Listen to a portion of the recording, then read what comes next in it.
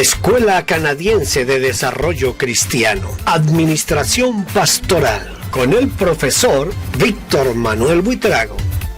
Bienvenidos a nuestra clase de Administración Pastoral. Esta es una clase diseñada especialmente para la Escuela de Desarrollo Cristiano de Canadá. Y lo hacemos pensando más en pastores que están iniciando el ministerio y que necesitan conocer cosas básicas acerca de lo que es la vida ministerial, especialmente la vida pastoral. Así que bienvenidos a esta clase que llamamos Administración Pastoral. Este es su servidor, Víctor Manuel Buitrago, le da la bienvenida a la lección número 1 de Administración Pastoral. Vamos a iniciar con una pequeña definición de lo que es la administración. La administración efectiva es la tarea de entender completamente la misión de la iglesia y ayudar al pueblo de Dios a alcanzarla. Existen muchas interpretaciones erradas en lo concerniente a la administración en la iglesia. Más adelante vamos a ver algunos mitos que tienen que ver con esto de la administración. La administración involucra muchas tareas que están relacionadas entre sí y que incluyen, por ejemplo, descubrir, por ejemplo, necesidades, comunicar, clarificar e implementar la misión de Cristo y su iglesia en el mundo. Eso es lo que hace un poquito compleja la administración pastoral, porque no es como administrar un negocio, vamos a decir, mundanal. No es como administrar una tienda, un almacén. La administración pastoral involucra tener en cuenta la misión de Cristo y la iglesia. En su mejor definición, administración es el trabajo glorioso de administrar la misión de Cristo en el mundo, pues desde luego a través de la iglesia. Como ven hasta aquí, la definición que estamos dando es una definición sobre todo, una definición puramente eclesiástica. La administración es el acto de planificar, controlar y dirigir los diversos recursos con los que cuenta una persona, una empresa, un negocio o una organización. Es que esto tiene como fin alcanzar una serie de objetivos. Aquí ya nos estamos adentrando a lo que es la administración de una forma general. Por eso ya aquí hablamos de empresas, negocios u organizaciones. Nosotros nos vamos a centrar en lo que es la administración puramente pastoral, es decir, el trabajo que hace el pastor. Aquí tengo una gráfica, esta es una foto tomada de NTX, donde muestra más o menos lo que sería como lo difícil que es la administración dependiendo de la empresa o de la organización o del negocio. Y no es igual administrar una iglesia local que administrar una denominación, por ejemplo. No es igual administrar una tienda que una cadena de tiendas. En la medida en que es mucho más grande, es mucho más compleja la administración.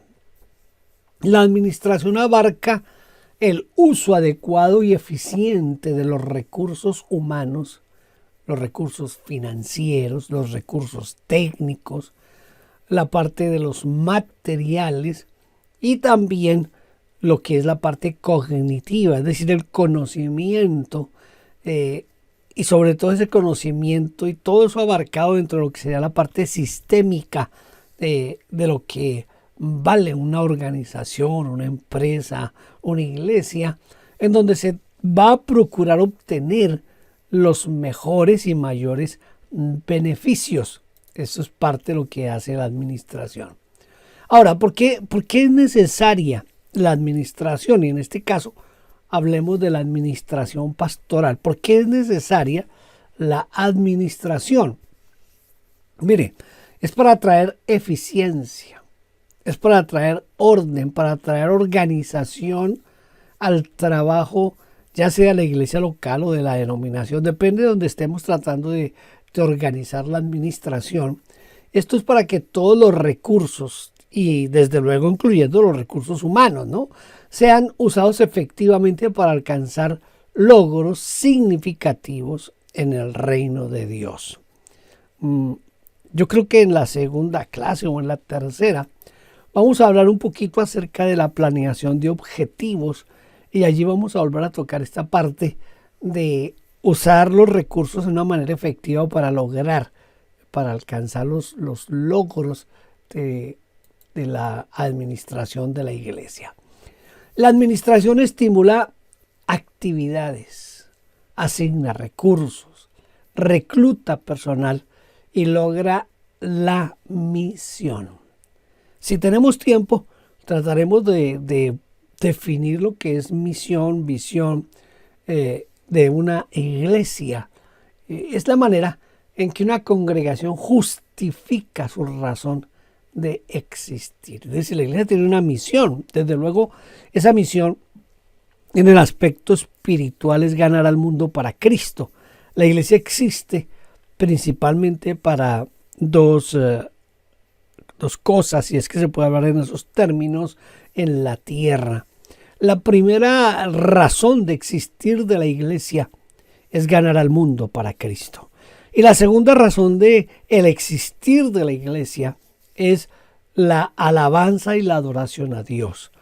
Desafortunadamente la iglesia ha cambiado la prioridad de estas dos cosas, y la mayoría de iglesias giran en torno al culto, a la reunión, a lo que se hace dentro del templo, dentro de las cuatro paredes, pero no, la razón principal de existir de la iglesia es ganar al mundo para Cristo.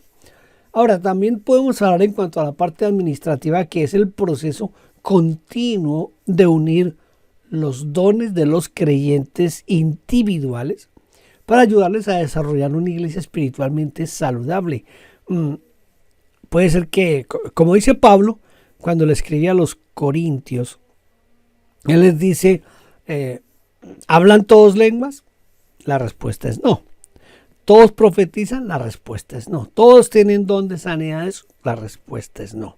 Es decir, lo que Pablo está enfocando allá en 1 Corintios 12 y 14 es que cada uno de nosotros tenemos dones, talentos, y que si unimos los dones y los talentos de todos dentro de una iglesia local, vamos a desarrollarnos como iglesia espiritualmente sana. Seremos saludables porque cada quien estará desarrollando su ministerio. La administración afecta a toda la iglesia, no solamente una parte de la iglesia, sino a toda la iglesia. Esto que vamos a estudiar aquí de administración lo podemos aplicar, por ejemplo, a nivel de la iglesia local como un todo, pero también lo podremos aplicar en las iglesias que todavía funciona la escuela dominical. Entonces se puede aplicar a la escuela dominical, al departamento de jóvenes, al departamento o ministerio de damas. Yo no sé cómo lo llamen ustedes. En algunas partes se les llama departamento, en otras se les llama ministerio. Entonces, el ministerio de la dama, de los jóvenes, de los caballeros, de los adolescentes, cada una de estas normas que vamos a estudiar, usted la puede aplicar en uno de esos departamentos o ministerios, porque la administración afecta a toda la iglesia. ¿Cómo la afecta? La afecta en la parte litúrgica, es decir, en el culto público. Creo que usted estudió conmigo, y si no, pues lo invito a que repase esas lecciones de la liturgia. Decíamos que la liturgia es la cosa pública, es la forma, la manera en que la iglesia realiza el culto. Y note que esto tiene que ser bien administrado, el culto tiene que ser bien dosificado. Un culto donde se canta por 50 minutos o una hora y se predica solamente 20, 30 minutos y no hay tiempo para orar, no hay tiempo para leer la Biblia, es un culto que está mal administrado. El culto tiene que llevar todos estos ingredientes. El ingrediente principal es la adoración a Dios. El ingrediente principal ha de ser entonces la oración, la manifestación de los dones del Espíritu Santo dentro de la iglesia. El canto ocupa un lugar, pero nosotros le hemos dado demasiada importancia al canto y ha desplazado a los demás.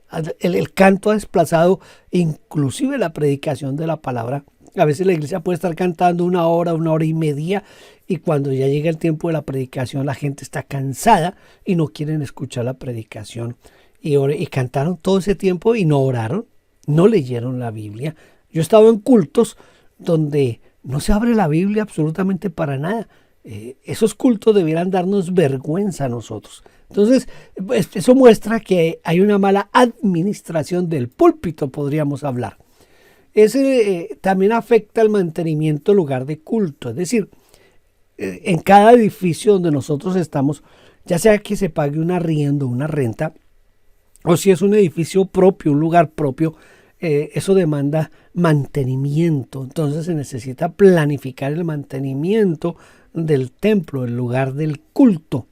También la administración tiene que afectar lo que es la propagación, la evangelización, las misiones. ¿Qué tanto del presupuesto de su iglesia se está dedicando a la parte evangelística o a apoyar a misioneros que estén haciendo el trabajo, ya sea entre los indígenas o en comunidades difíciles de alcanzar? También afecta lo que toca con los ministerios dentro de la iglesia. Ya le dije que tiene que tocar los diferentes departamentos o ministerios como escuela dominical, jóvenes, damas. Todo eso tiene que ser tocado por la administración. Y hay algo importante que es el sostenimiento de los ministros y los ministerios. Por eso tiene que ser planificado. Un pastor tiene que mirar cuáles son los ingresos totales de la iglesia y de esa manera debe de determinar conjuntamente seguramente con la junta directiva, debe de pensar en cuánto debe ser el salario que recibe ese ministro, ese pastor, teniendo en cuenta los ingresos de la iglesia. Uno no puede esperar que si a una iglesia le entran, por decir, déjeme que yo le hable en dólares, porque los dólares son como más universales que si me pongo a hablar en córdobas o en balboas o en pesos, ¿no? Es diferente. Si yo hablo en dólares, quizá usted entienda un poquito mejor el asunto. Si a una iglesia le entran $500 al mes, no sería razonable que al pastor le asignen como salario $600, porque si entran 500, ¿cómo le van a pagar $600 al pastor? Entonces, primero no va a alcanzar para pagarle el salario al pastor y segundo, ¿qué de las otras cosas que necesita lo que estábamos mencionando aquí del ministerio de la iglesia, mantener el lugar del culto, hacer misiones? Todo eso tiene que tenerse en cuenta en el momento en que se decide cómo invertir los gastos. También todas las iglesias tenemos obligaciones con el Estado, es decir, tenemos que pagar impuestos. Se pagan impuestos de diferentes maneras. Hay países donde las iglesias están exentas, por ejemplo, de pagar el impuesto por tener el edificio. En algunos lugares se llama impuesto predial. Entonces algunas iglesias están exentas de esa parte, pero las iglesias sí tienen la obligación de pagar, por ejemplo, para el pastor y las personas que están desempeñando una labor dentro de la iglesia. Esas personas tienen que estar afiliadas a la seguridad social, al médico, tienen que tener un ahorro para vacaciones, un ahorro para cuando se retire la persona tenga como tener una pensión. Todos esos son impuestos que hay que calcularlos en el momento en el que se está haciendo la distribución del presupuesto. Algunos desafortunadamente tienen ideas falsas sobre la administración. Por ejemplo, algunos dicen que la administración no es tan importante como la teología o la historia de la iglesia o yo no sé, cualquiera de esas materias. Entonces piensan que la administración ni siquiera se necesita estudiar en la iglesia ni en el Instituto Bíblico de Administración. Y ese es un error muy grande, porque sí se necesita estudiar administración. Hay algunos que se oponen a cualquier forma de administración en la iglesia local. Ven este tipo de esfuerzo como algo secular y piensan que la contribución de la administración es equivalente a aceptar métodos del diablo.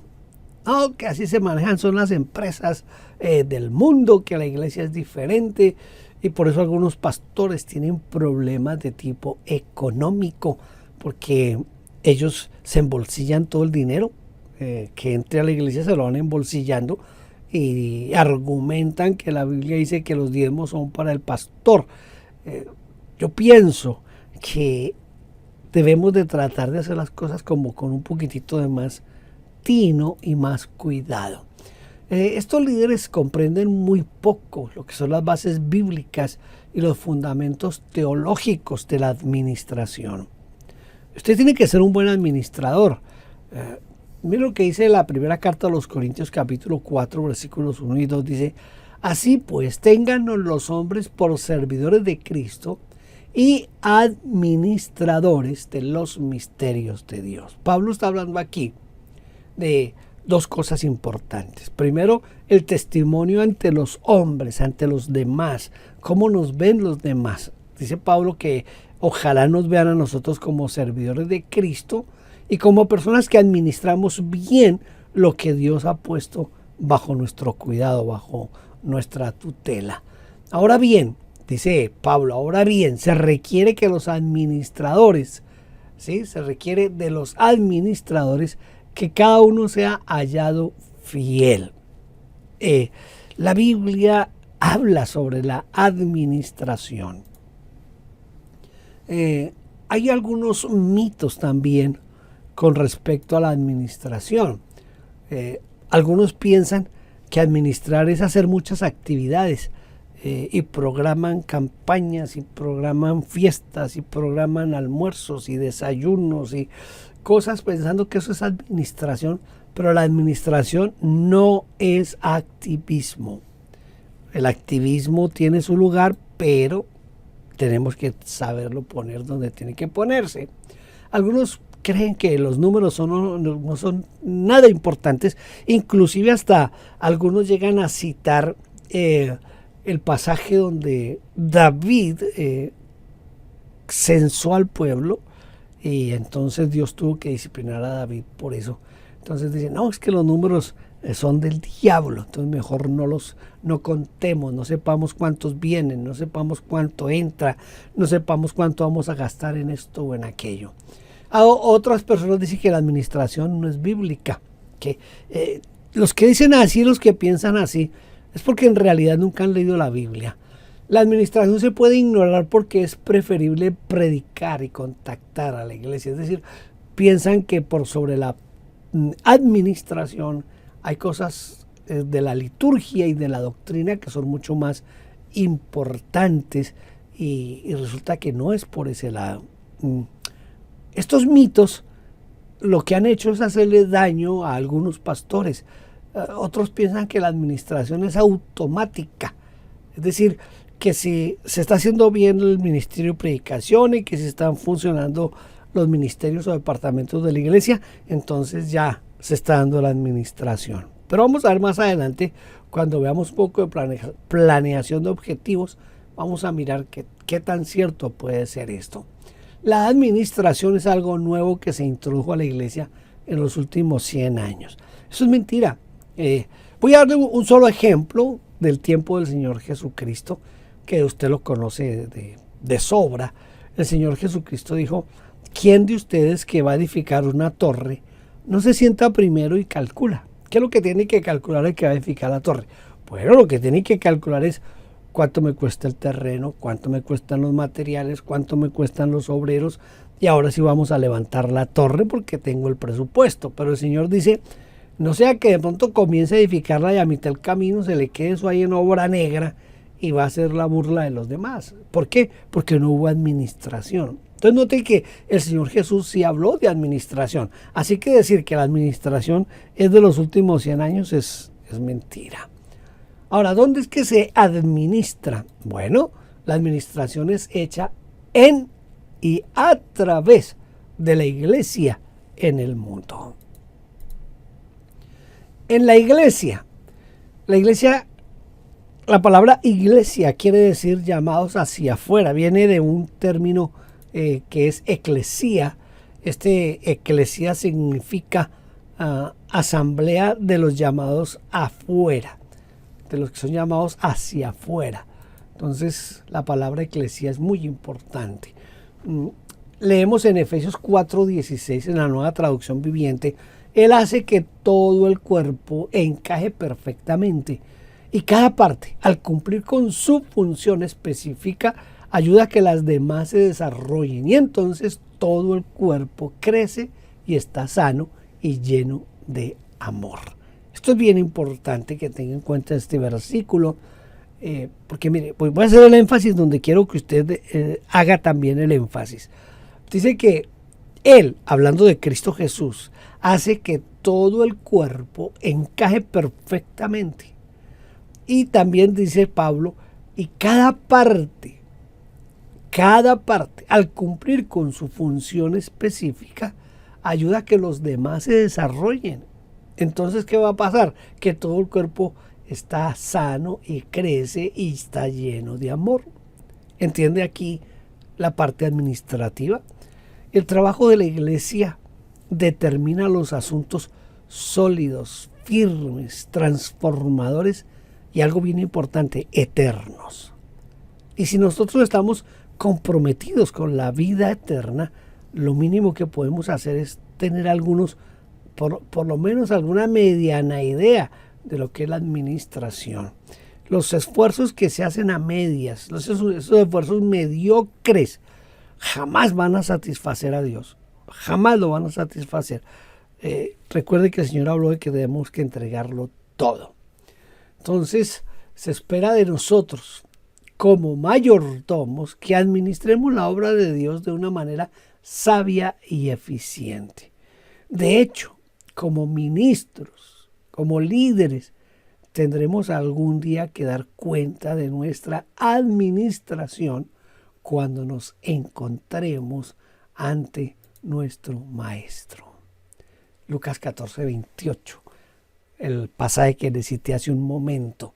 ¿Quién de vosotros, queriendo edificar una torre, no se sienta primero y calcula los gastos a ver si tiene lo que necesita para acabarla? Eso es administración.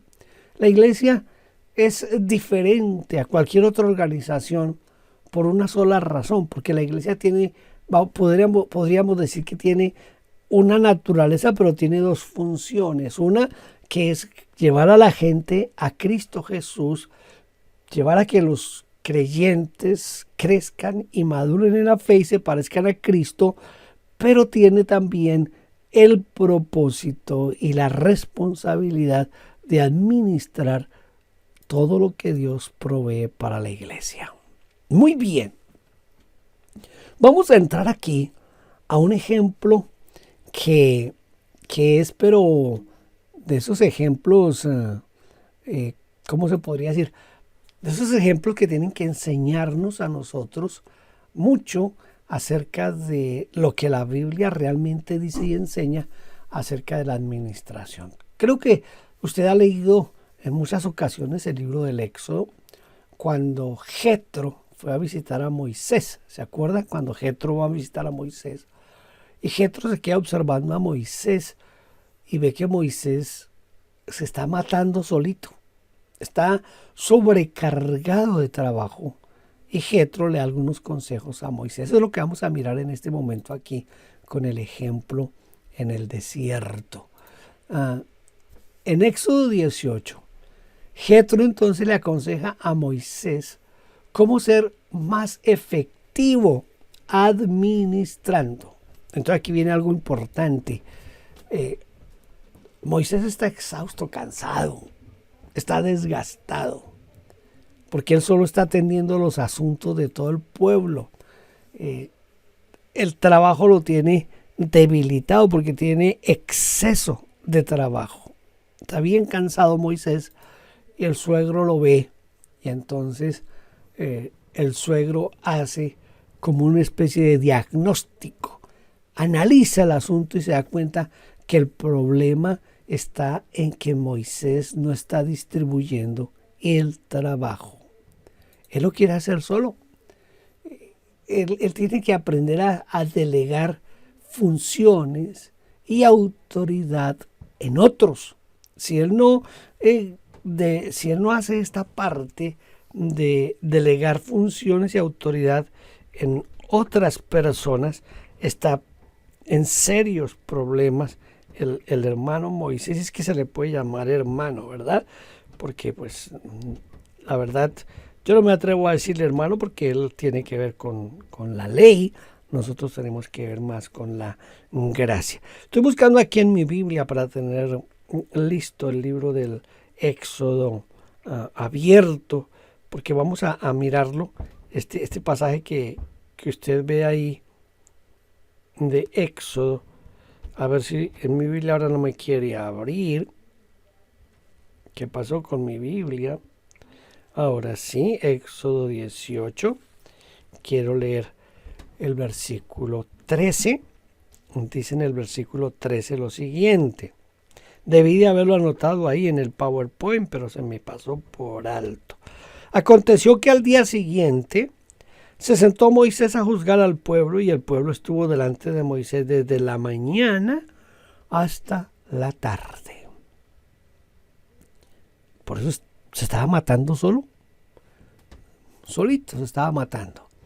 Entonces Jetro ve a su yerno matándose solo allí, y entonces le da algunas recomendaciones. El versículo 14 dice: viendo el suegro de Moisés todo lo que él hacía con el pueblo, dijo: ¿qué es esto que haces tú con el pueblo? ¿Por qué te sientas tú solo y todo el pueblo está delante de ti desde la mañana hasta la tarde?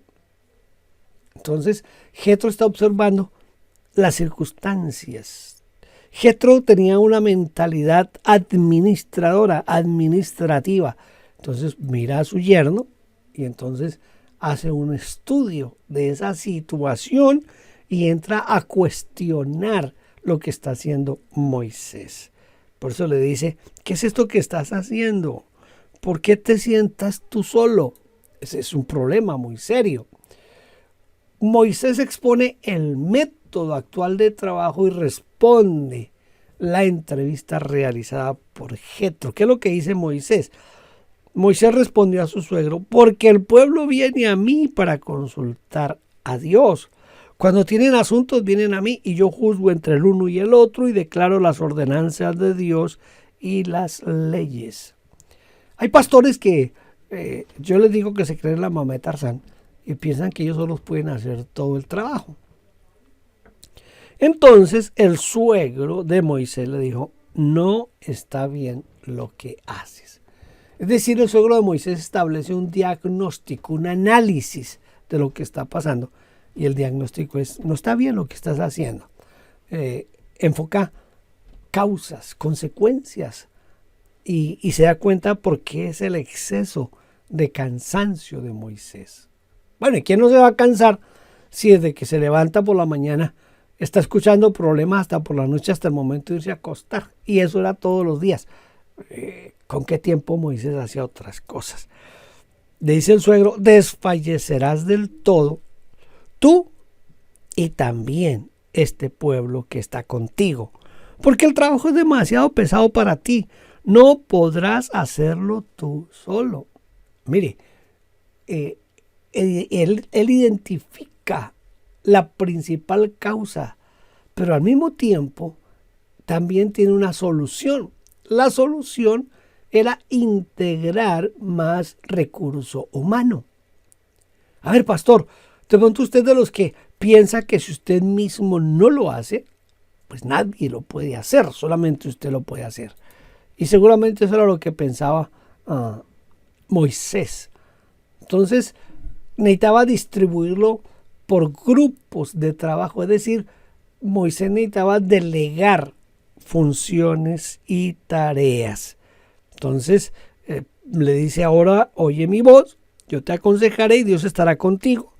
Está tú por el pueblo delante de Dios y somete tú los asuntos a Dios.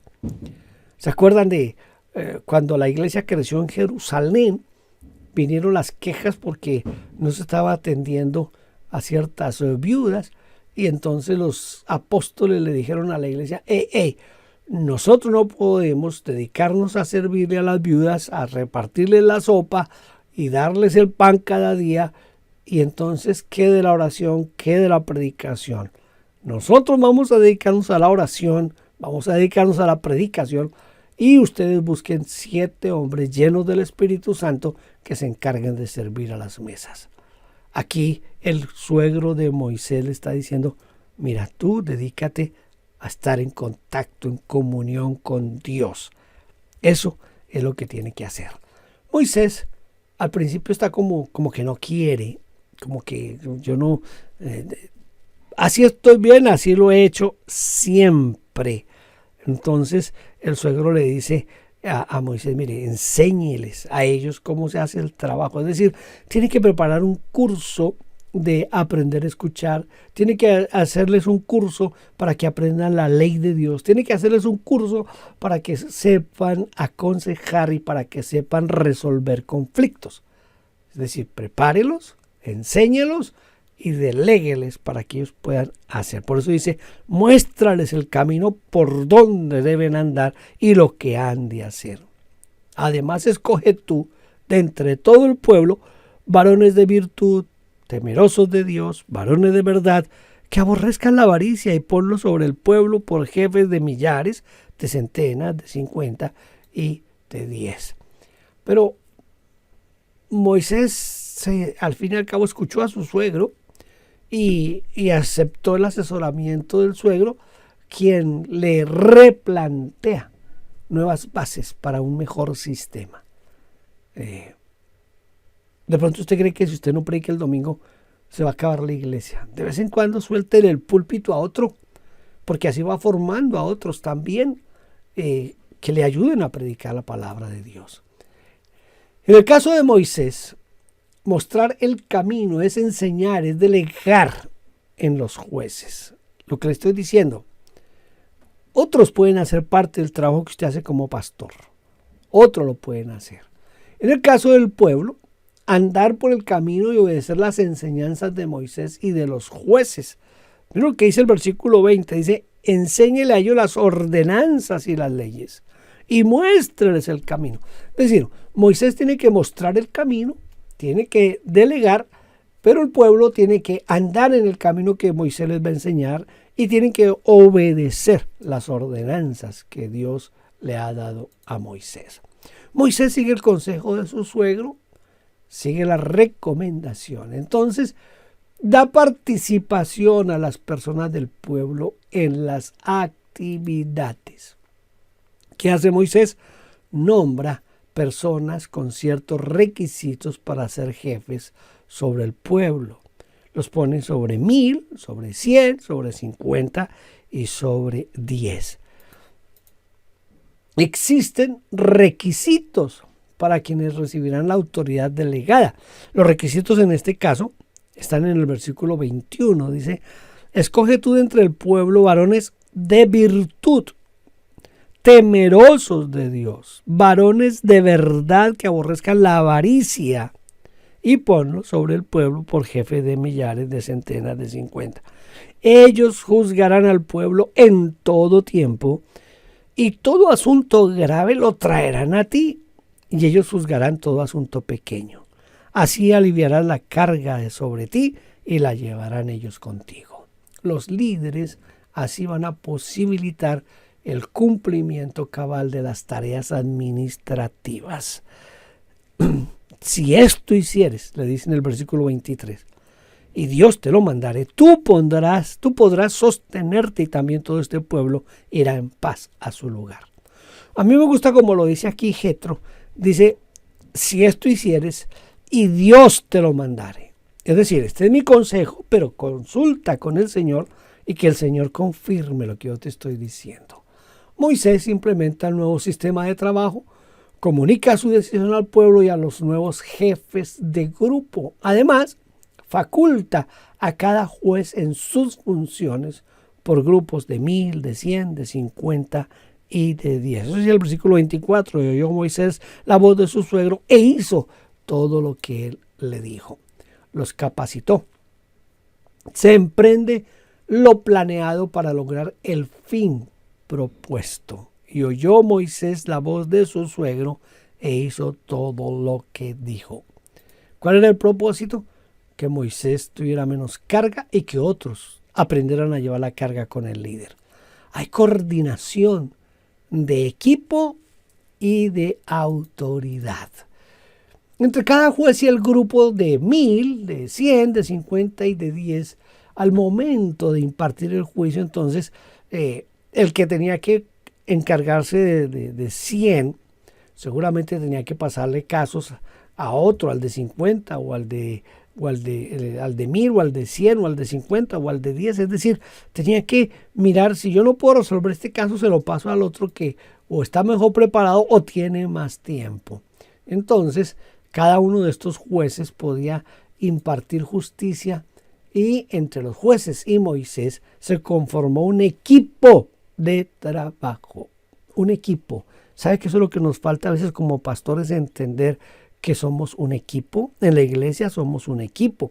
Un equipo está para ayudarse el uno al otro. Piense en un partido de fútbol. Bueno, creo que en Nicaragua lo que más conocen es el béisbol.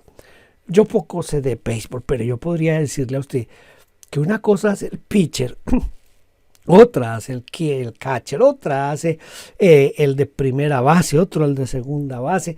Cada uno tiene un trabajo para hacer. Si todos fueran solamente pitcher, entonces nadie podría defender las bases, nadie podría hacer de catcher. No, se necesita todos para que el equipo sea conformado y entre más funcionen como equipo, mejores son. Entonces, Moisés entiende esto y comienza a trabajar con equipo. ¿Cuáles eran los requisitos para los que iban a ocupar el cargo de jueces? Dice que fueran hombres de virtud, que tuvieran temor de Dios, que fueran hombres con palabra de verdad, que siempre hablaran con la verdad y que no tuvieran avaricia. ¿Por qué que no tuvieran avaricia? Porque siempre se ha dado el asunto de las prebendas, el comprar la conciencia del otro con dinero o con bienes. Entonces necesitaban personas que no tuvieran avaricia en su corazón. Moisés les da una descripción de trabajo. Más adelante vamos a hablar de las descripciones de trabajo. ¿Cuáles fueron los resultados? Mire, se logró un justo juicio. Además de que era más rápido. El tiempo era más, de espera era más poco, era más posible llegar a que estudiaran su caso. ¿Por qué? Porque se distribuyó por grupos de trabajo. ¿Cuántos eran? Eran más de 1.200.000. Tengo entendido que el pueblo de Israel era un poco más de 1.200.000. Imagínense a un solo hombre escuchando a 1.200.000. Mejor dicho, supongamos que por más tremendo que sea, escuche 50 personas al día. ¿Cuánto tiempo se demora en escuchar al millón? Eso es cosa de locos, ¿verdad? Pero ya ahora, los que tienen a su cargo 1000 personas, más fácil van a poderlos atender. El que tiene 100, el que tiene 50, el que tiene 10. Eso hace que sea más rápido alcanzar lo que se está buscando. El resultado final: se evitó el desfallecimiento de Moisés, también de los líderes y desde luego del pueblo. Escogió Moisés varones de virtud de entre todo Israel y los puso por jefes sobre el pueblo, sobre 1000, sobre 100, sobre 50 y sobre 10. Eso dio como resultado que todos estaban trabajando, que todos estaban haciendo algo. ¿Qué se logra? Mire, se logra lo siguiente. Realizar un juicio justo. En cada caso era más justo el juicio, con el dominio de las ordenanzas de Dios y sus leyes. había una mayor cantidad de personal disponible para ejercicio de juez. Había un menor tiempo de espera en la resolución de los conflictos, de los casos. El esfuerzo de cada persona se integra oportunamente para el logro del objetivo común.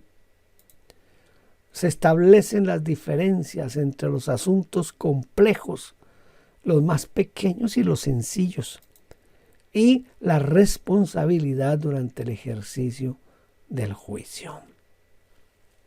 Uno delega autoridad, pero no delega responsabilidad. La responsabilidad siempre está con el líder. Entonces hay que tener bien en cuenta eso desde ahora. La autoridad propia y de cada juez. Mira lo que dice el versículo 26. Y juzgaban al pueblo en todo tiempo. El asunto difícil lo traían a Moisés y ellos juzgaban todo asunto pequeño. Cambió el trabajo de Moisés. Ahora es diferente. Ahora él sabe que hay gente que está haciendo el trabajo y a él le llegan solamente esos casos complicados. La institución del sistema, la estructura, la organización en general se fundamenta en documentos escritos, en este caso ordenanzas y la ley. Por eso la iglesia necesita tener unos estatutos, un manual de gobierno. Cada persona necesita una descripción de trabajo. Entonces es parte importante hacer esto en la iglesia local. Mire, esto fue tan productivo que Josué sigue el legado de Moisés en este aspecto. Y dice en Josué 8:30 al 35, también escribió allí sobre las piedras una copia de la ley de Moisés. Tengamos todo por escrito y va a ser más fácil. Luego, desde luego, viene una transformación porque se pasa de la ley a la gracia. Hay una evolución en ese acuerdo porque la necesidad cambia, cambian las formas, cambian una cantidad de cosas, pero seguimos todavía como administradores de la gracia de Dios. Muy bien, hasta aquí nuestra primera lección. Espero que sea de bendición para su vida. Ya sabe que puede escribirme a victorbuitrago @gmail.com. ¿Se acuerdan, verdad? victorbuitrago@gmail.com. Esta es la primera lección. Vamos a procurar tener por lo menos 6 lecciones para esto de la administración pastoral. Gracias por estar con nosotros. Comuníquese conmigo para que de esa manera podamos hacer un buen trabajo para la gloria de nuestro Dios. Dios le bendiga.